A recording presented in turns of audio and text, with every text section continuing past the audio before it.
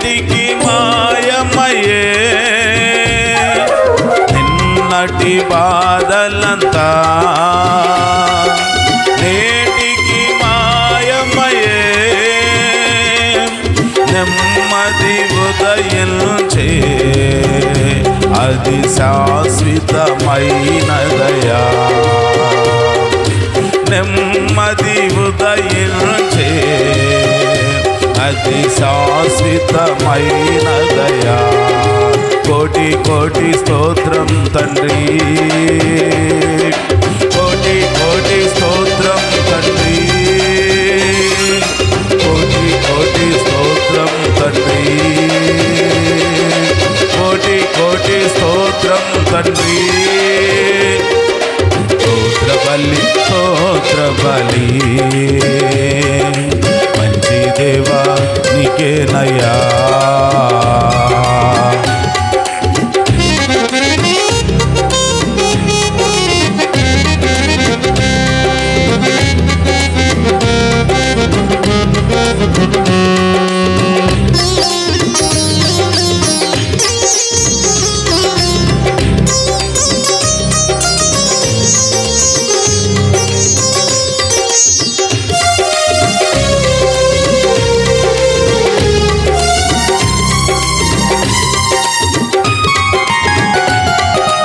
రేయంత కాచితివి మరుదిన మీచితివి రేయంత కాచితివి మరుదిన మీచితివి మరువని నా దైవమా కలసి సంతోషింతును మరువని నా స్నేహమా నీతో కలసి సంతోషింతును కోటి కోటి స్తోత్రం తండ్రి కోటి కోటి స్తోత్రం తండ్రి కోటి కోటి స్తోత్రం తండ్రి కోటి కోటి స్తోత్రం తండ్రి స్తోత్ర బలి స్తోత్ర బలి మంచి దేవా నీకేనయ్యా స్తోత్ర బలి స్తోత్ర బలి మంచి దేవా నీకేనయ్యా శుభవేళ ఆనందమే తండ్రిని చిరుపాదమే శుభవేళ ఆనందమే నా తండ్రిని చిరుపాదమే కోటి కోటి స్తోత్రం తండ్రి కోటి కోటి స్తోత్రం తండ్రి కోటి కోటి స్తోత్రం తండ్రి కోటి కోటి స్తోత్రం తండ్రి స్తోత్ర బలి స్తోత్ర బలి మంచి దేవా నీకేనయ్యా స్తోత్ర బలి స్తోత్ర బలి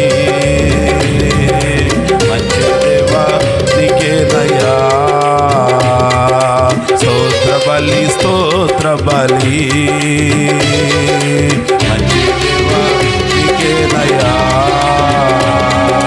మంచి దేవా నీకేనయ్యా హల్లెలూయా హల్లెలూయా దేవుని నామానికి మహిమ కలుగునుగాక. క్రీస్తునందు మికిలి ప్రియమైన వారలారా, ఈ రాత్రికాల సమయంలో పరమగీత గ్రంథమును గూర్చిన 3 అధ్యాయాలు మనం జ్ఞాపకం చేసుకున్నాం. ఇందులో మొత్తం 8 అధ్యాయాలు ఉంటాయి. మొదటి అధ్యాయం, 2వ అధ్యాయం జ్ఞాపకం చేసుకున్నాం. ఆదివారం రోజున 3వ అధ్యాయంలో ఉన్న సంఘటన మనం జ్ఞాపకం చేసుకున్నాం. ఈ పుస్తకం మనం ధ్యానం చేస్తూ ఉన్నప్పుడు మనం గుర్తుపెట్టుకోవలసింది ఏంటి అనంటే, దేవుని సన్నిధిలో దేవాతి దేవునికి ఈ లోకంలో పాపాలు ఒప్పుకొని విడిచిపెట్టి మారు మనసు పొంది బాప్తిస్మం పొందిన పరిశుద్ధుల గుంపు సంఘానికి పోలికగా దీనిని మనం జ్ఞాపకం చేసుకుంటూ ఉన్నాం. మొదటి అధ్యాయంలో ఆమె స్థితి ఎవరికీ పనికిరానిది, కొరగానిది. కానీ ప్రియుడైన దేవుడు ఆమెను దగ్గరకు వచ్చి విందుశాల దాకా తీసుకెళ్ళి విందు ఆరగింపజేశాడు. రెండవ అధ్యాయంలో ఆమె సౌందర్యం మారిపోయింది, మాట మధురమైపోయింది. కానీ మూడవ అధ్యాయంలోనికి వచ్చిన తర్వాత రాత్రివేళ పరుండియుండి నేను నా ప్రాణప్రియుని వెతికినను అతడు నాకు కనపడల. అంటే కాస్తంత నిర్లక్ష్య జీవితానికి మనం జ్ఞాపకం చేసుకున్నాం. అవునుగా, ఈ దినాలలో క్రైస్తవ్యంలో ప్రారంభపు దినాలలో ఉన్న ఆ మంట, ఆ వేడి, ఆ ఆసక్తి కాస్త స్థిరపడిన తర్వాత, భక్తి జీవితం అలవాటైన తర్వాత అనేకులలో చల్లారిపోతుంది, నిర్లక్ష్యం వస్తుంది, మందమతులుగా మారిపోతారు. అలాంటి పరిస్థితులలో భయంకరమైన ఇబ్బందులు, శ్రమలు, కష్టాలు అనుభవిస్తున్న సందర్భాలు మనకి జ్ఞాపకానికి వస్తాయి. కానీ పరిశుద్ధ గ్రంథమై ఉన్న ఇందులో మనం జ్ఞాపకం చేసుకున్నట్లుగా లోకంలో ఉన్న మానవులమైన మనమందరం ఆయన సన్నిధిలోనికి వచ్చాక మారు మనసు పొంది బాప్తిస్మం పొంది ఆయన ద్వారా మేలులు పొందిన తర్వాత నిర్లక్ష్య వైఖరి మన జీవితాలకు ప్రభు దర్శనాన్ని దూరం చేస్తుంది. ఆమె పరుండియుండి ఆ ప్రియుడైన దేవుని వెతికితే తను కనపడలేదు అని అంటుంది. ఆయన సంచరించే దేవుడు, ఈమెమో అలాగున పడుకొని ఉండటం చూస్తూ ఉన్నాం. ఆ తరువాత ఆమె మనసు ఆగక లేచి వీధులలో వెదగటం మొదలుపెట్టింది. వెతికిన తర్వాత ఆయన కనపడితే ఆ 4వ వచనం మనం చూసినప్పుడు 3వ అధ్యాయంలో, నేను వారిని విడిచి కొంత దూరం పోగా నా ప్రాణప్రియుడు నాకు ఎదురుపడెను, వదిలిపెట్టక నేను అతనిని పట్టుకుంటుని. ఎంత గొప్ప విషయం, వదిలిపెట్టక పట్టుకోవటం. నేను ప్రతి వచనాన్ని చెప్పటానికి సమయం చాలదు కాబట్టి ఒక్కొక్క అధ్యాయంలో ముఖ్యమైన 1-2 సందర్భాలు మనం జ్ఞాపకం చేసుకుందాం. ఈ 3వ అధ్యాయంలో క్రైస్తవ్య జీవితంలో విశ్వాసులమైన మనకి ఆయా సందర్భాలలో భక్తి పెరిగిన తర్వాత, మేలులు ఎక్కువగా అనుభవించిన తర్వాత, సంవత్సరాలు గడిచే కొద్దీ, నీ విశ్వాస జీవితపు వయసు పెరిగే కొద్దీ నిర్లక్ష్యం అనేది వస్తుంది. నిర్లక్ష్యం మన ప్రియుడైన యేసుని మనకు దూరం చేస్తుంది.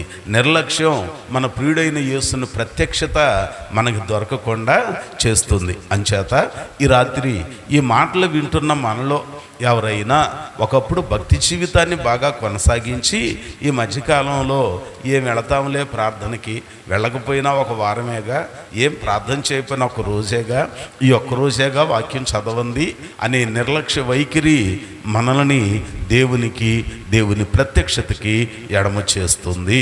ఇశ్రాయేలీయులు దేవుడు వారికి ఆహారం లేదు, మాంసాహారం దొరకలేదని ఏడుస్తున్నారు. సంఖ్యాకాండం 14వ అధ్యాయంలో వారందరూ ఏడ్చిన తర్వాత మోషే భక్తుడు అలాగున దేవునికి చెప్తున్నాడు, అయ్యా నేను వద్దంటే నీవు నన్ను ఈ సేవకు తీసుకొచ్చావు, వీళ్ళని నడిపించమని చెప్పావు, ఇందాక తెచ్చిన తర్వాత ఇప్పుడు వీళ్ళందరూ తిరుగుబాటు చేస్తున్నారు, వీళ్ళందరూ ఏడుస్తున్నారు.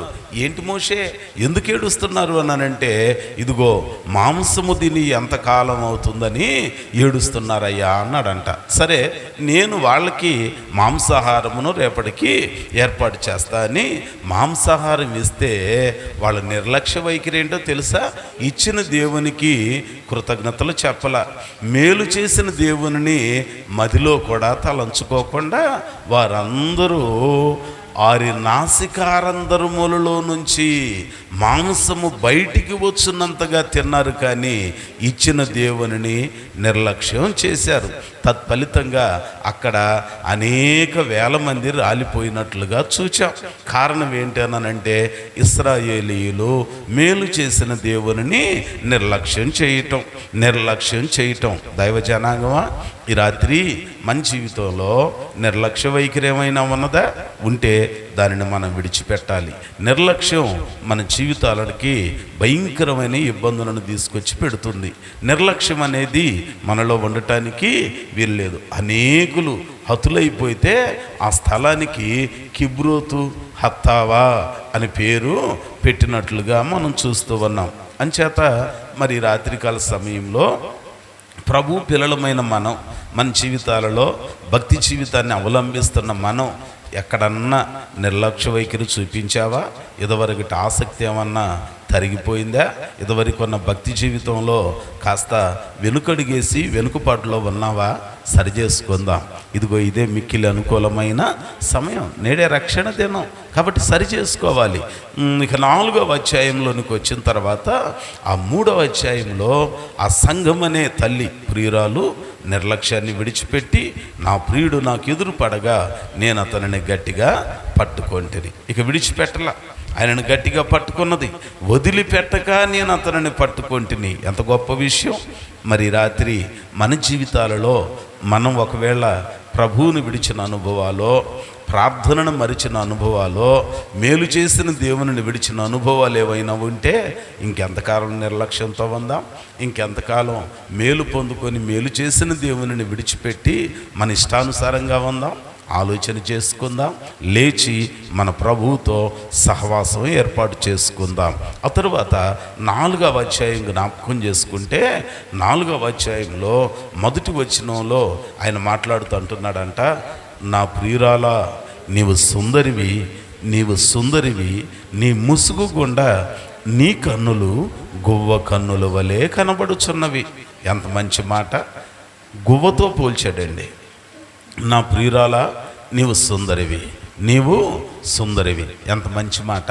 ప్రారంభపు అధ్యాయములో ఆమె సౌందర్యమును గురించి ఎండదెబ్బ తగిలి నల్లబడిపోయాను, తత్ఫలితంగా అందరూ తృణీకరించారు.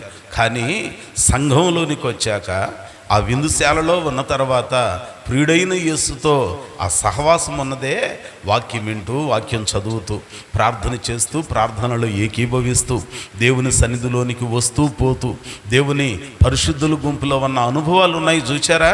అవి అంత రూపాంతరపరిచాయి తల్లిని అనంటే సాక్షాత్తు ప్రియుడైన యేసయ్య మాట్లాడుతూ అంటున్నాడంట, నా ప్రియురాలా నీవు సుందరివి, నీవు సుందరివి.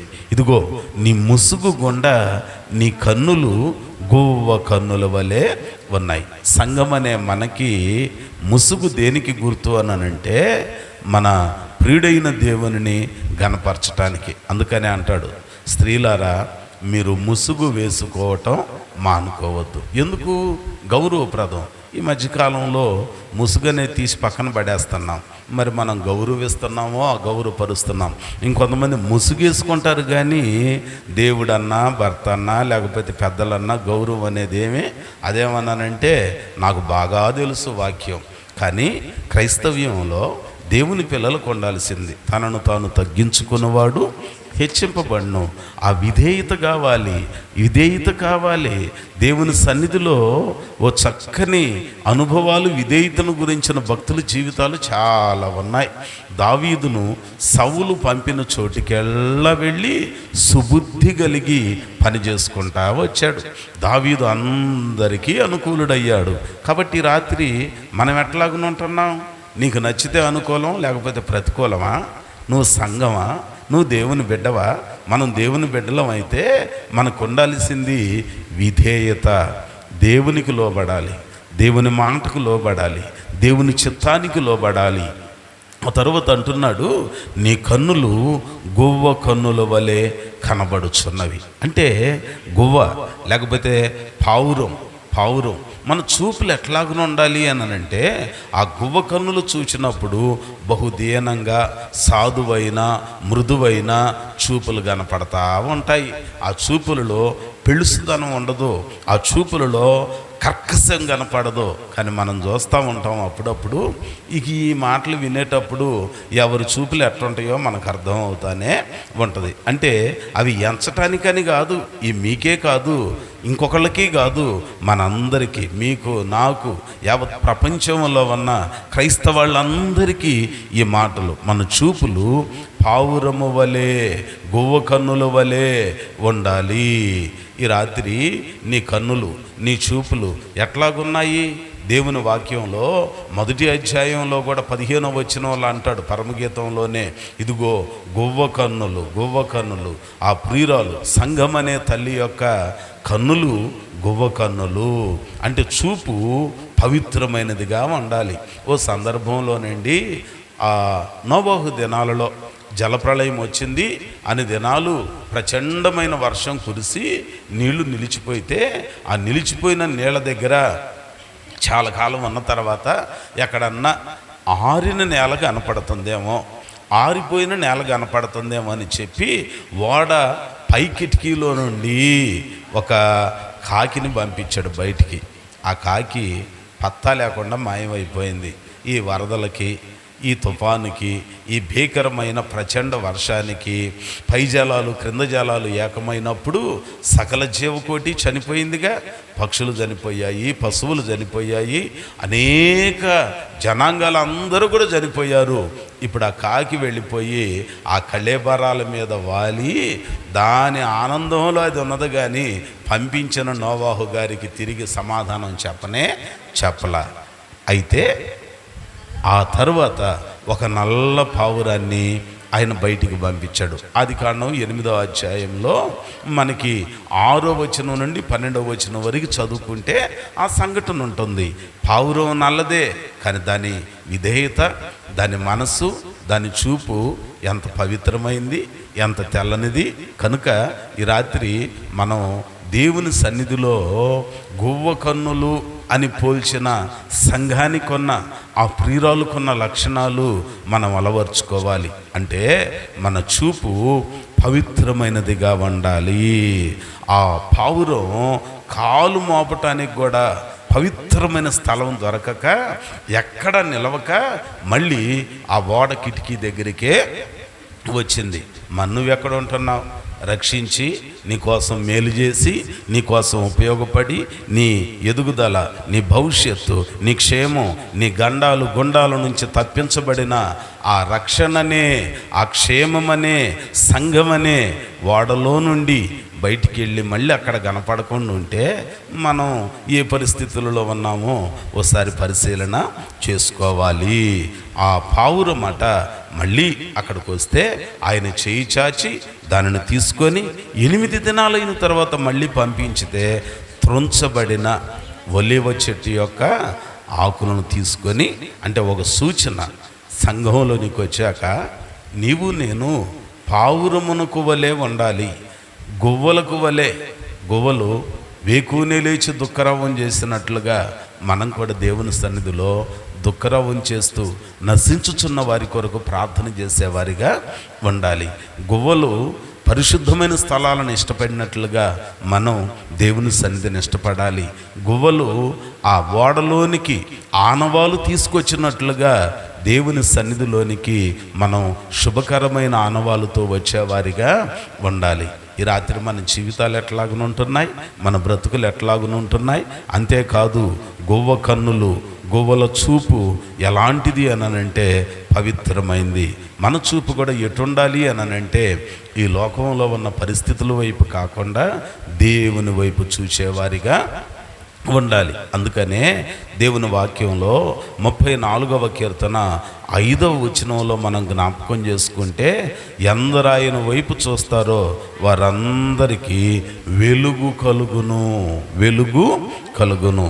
ఎందరు యేసుని వైపు చూచేదరో పొందేదరు వెలుగు ముఖంబున. భక్తుడు పాడతాడుగా, ఎందరు యేసుని వైపు చూచేదరో పొందేదరు వెల్గు మోకమ్మున, వినయాముతోనే నీ వైపు చూచుచు విసుగాక పరుగెత్తనేర్పు. వినయాముతోనే నీ వైపు చూచుచు విసుగాక పరుగెత్తనేర్పు. యేసు నా రక్షక నొసగు కన్నులో నాకు నిరతమునే నిన్ను చూడా. అల్పాయు నీవే, ఒమేగాయు నీవే, అల్పాయు నీవే, ఒమేగాయు నీవే. యేసు నా రక్షక నొసగు కన్నులో నాకు నిరతమునే నిన్ను చూడా. దేవుని వైపు చూసేవారిగా ఉండాలి. హెబ్రీ గ్రంథకర్త అందుకే అంటారు 12వ అధ్యాయంలో 2వ వచనంలో అంటాడు, ఈ లోకంలో కొన్ని కష్టాలు ఉంటాయి, ఇరుకులు ఉంటాయి, ఇబ్బందులు ఉంటాయి.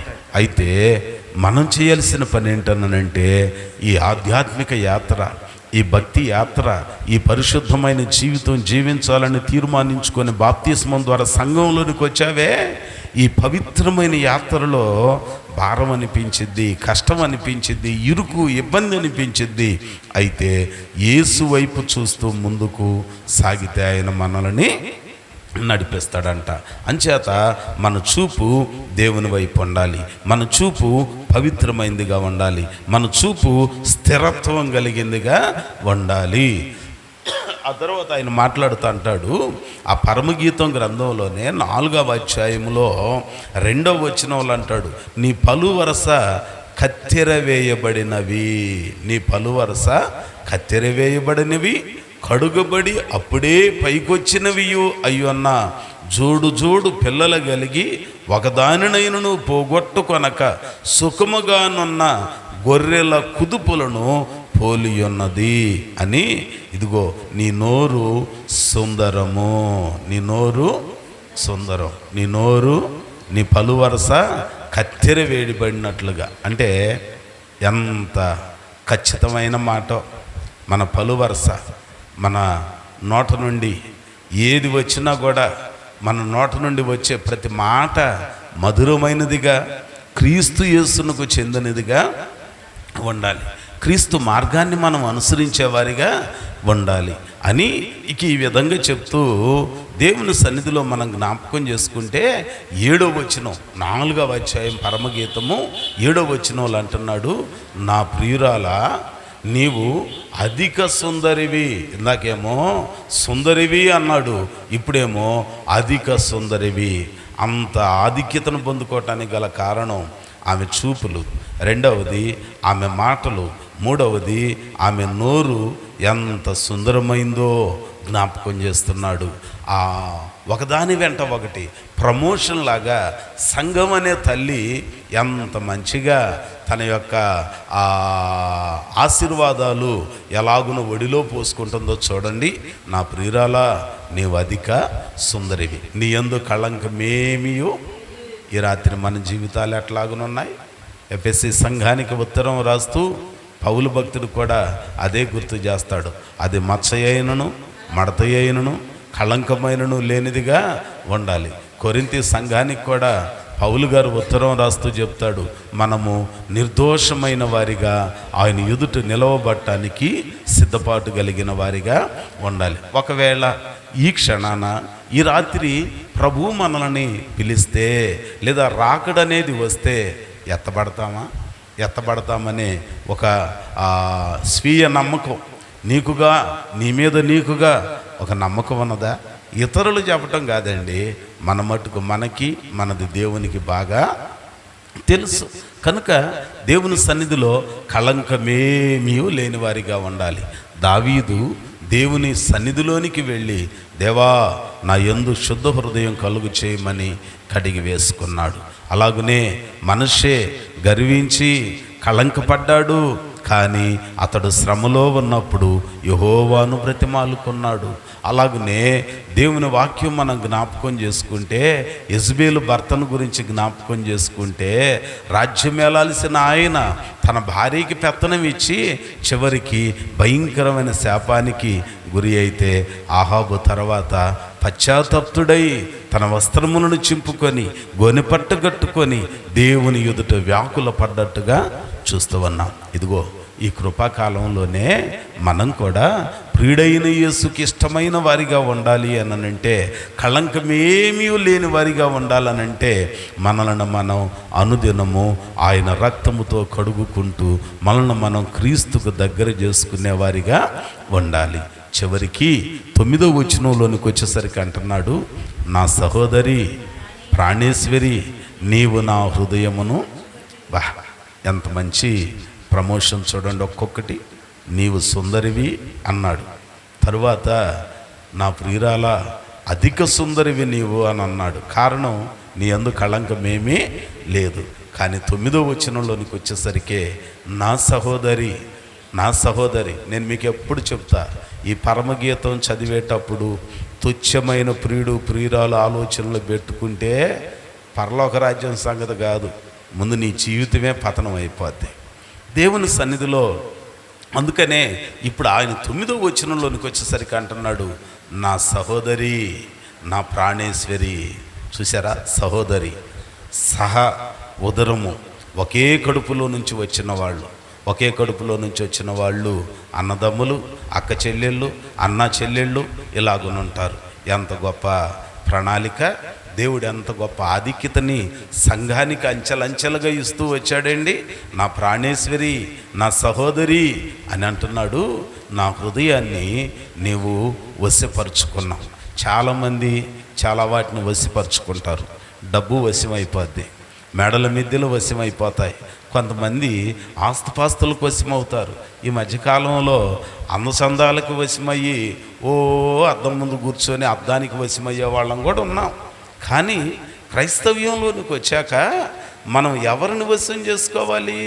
ప్రభువును మనం వశం చేసుకోవాలి. ఆ ప్రభువును వశం చేసుకోవాలనంటే ఏముండాలి?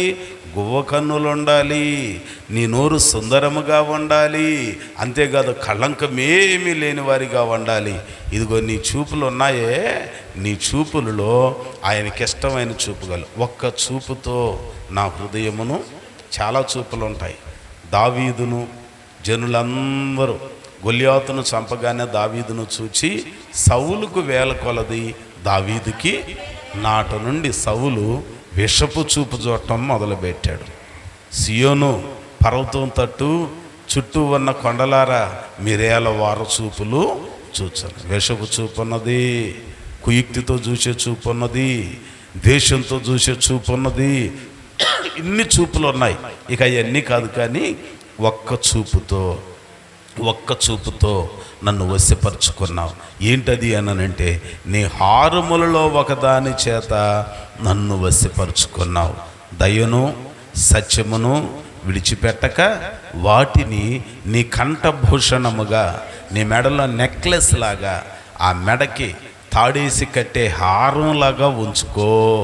ఆయన అంటాడు, దయను సత్యమును ఎన్నడూ నిన్ను విడిచిపోనీయక నీ కంఠభూషణంగా, నీ మెడలో హారంగా ధరించుకుంటే అప్పుడు ఆయన నీ వశమవుతాడు, నా వశమవుతాడు, మనం ఆయన వశము అవుతాం అని 10వ వచనంలో అంటున్నాడు.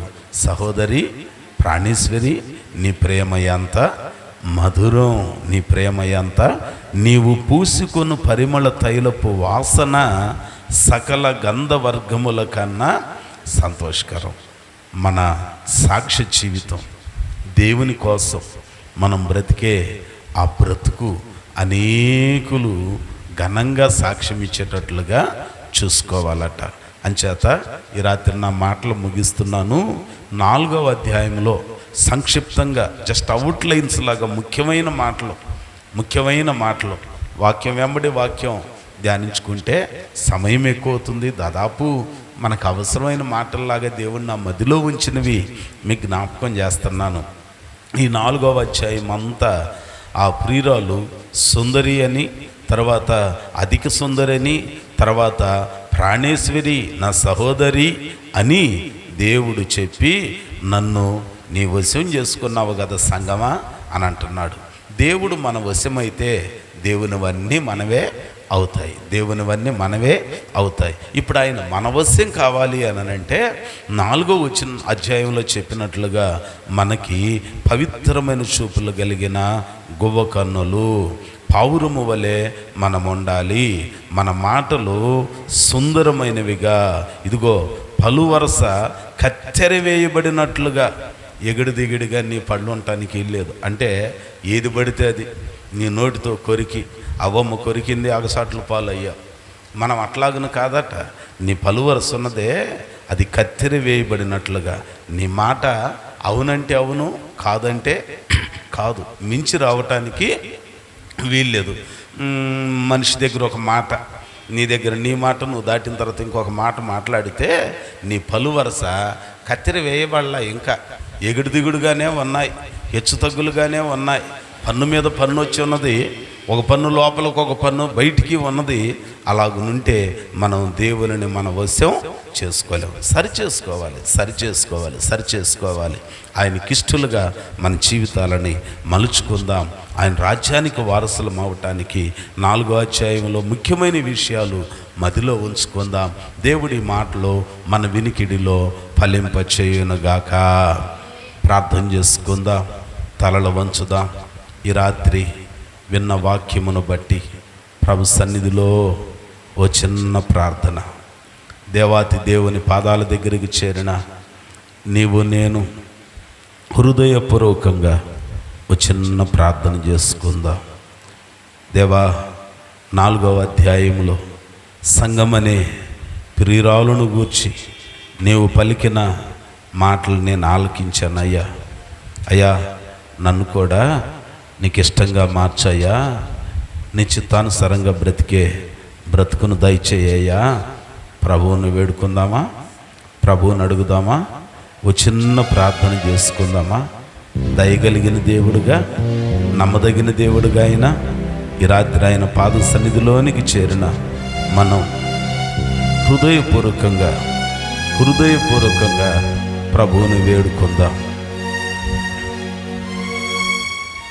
స్తోత్రములనైనా దేవాని కొందనాలనైనా నా యేసయ్యా, మీకు స్తోత్రములనైనా.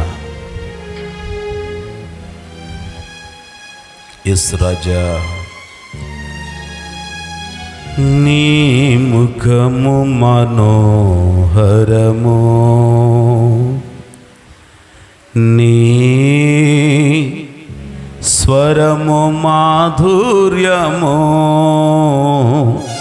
నీ పాదాలు అపరంజిమయము.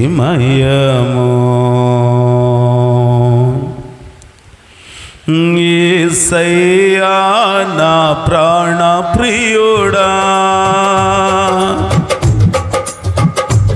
మనగలన నిన్ను వేడి క్షణమైన.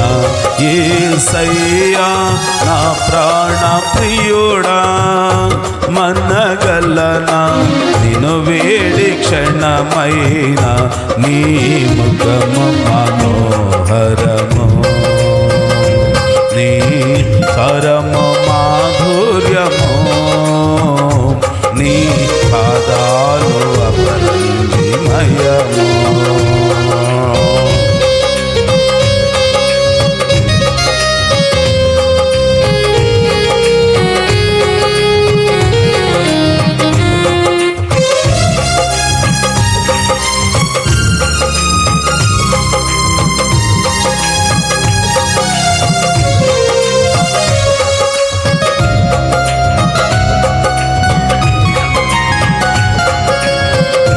నీవే నా తోడువై, నీవే నా నియమై, నా హృదయలో నిలిచిన జ్ఞాపికవై.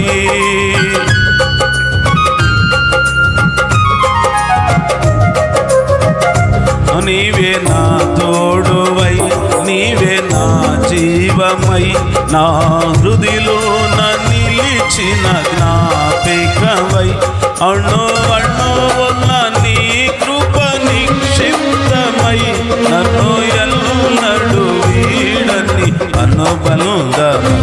అణు అణువున నీ కృప నిక్షిప్తమై, నన్ను ఎల్లడు వీడని అనుబంధమై.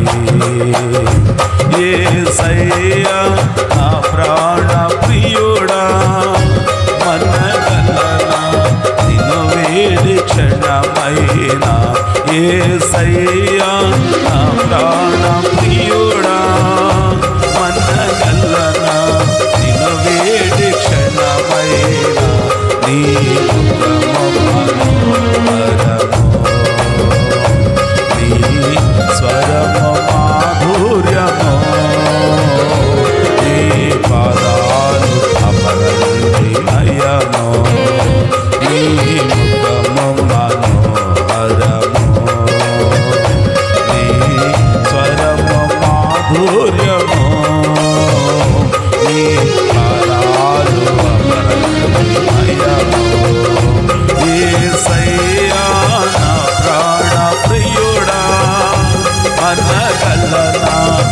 నిన్ను వేడి క్షణమైన యేసయ్యా నా ప్రాణ ప్రియుడా మనగలనా నిన్ను వేడి క్షణమైన నీ ముఖము మనోహరము నీ స్వరము మాధుర్యము నీ పాదాలు అపరంజిమయము నీ ముఖము మనోహరము నీ స్వరము మాధుర్యము నీ పాదాలు అపరంజిమయము. ప్రార్థన చేసుకుందాం. ఈ రాత్రి ప్రభు పాద సన్నిధిలోనికి చేరిన మనం ఓ చిన్న ప్రార్థన చేత అనేక మంది